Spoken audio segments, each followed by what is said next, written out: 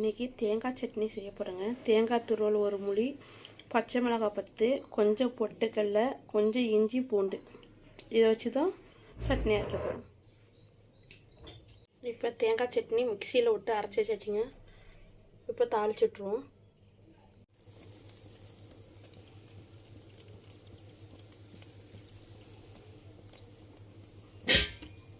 இன்றைக்கி தேங்காய் சட்னி செய்ய போகிறேங்க. தேங்காய் துருவல் ஒரு முழி, பச்சை மிளகாய் 10, கொஞ்சம் பொட்டுக்கடலை, கொஞ்சம் இஞ்சி பூண்டு, இதை வச்சு தான் சட்னி அரைக்க போகிறோம்.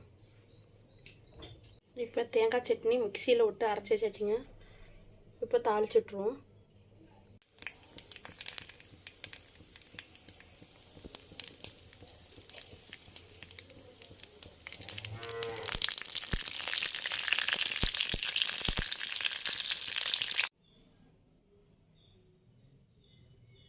தேங்காய் சட்னி ரெடி ஆகிடுச்சிங்க.